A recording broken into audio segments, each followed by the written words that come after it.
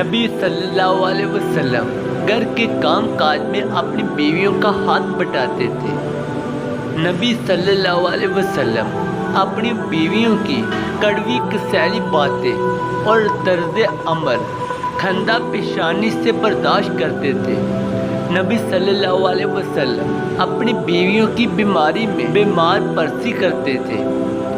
نبی صلی اللہ علیہ وسلم نے کسی کھانے میں کبھی عیب نہیں نکالا۔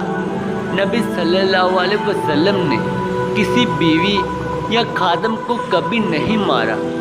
نبی صلی اللہ علیہ وسلم نے تفنن طبع کے لیے زندگی میں 2 مرتبہ امی عائشہ رضی اللہ تعالی عنہا سے دوڑ لگائی۔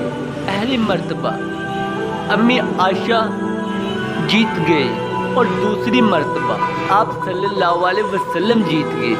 جب آپ صلی اللہ علیہ وسلم دوسری بار جیت گئے تو آپ صلی اللہ علیہ وسلم نے فرمایا، عائشہ حساب برابر ہو گیا۔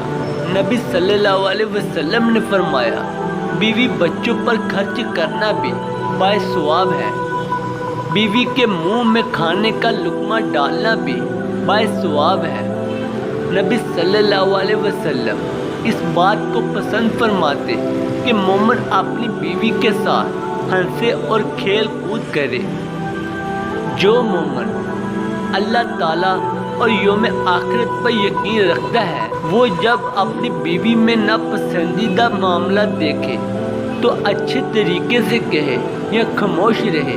عورتوں کے ساتھ اچھا سلوک کرو، کیونکہ عورت پسلی سے پیدا کی گئی ہے۔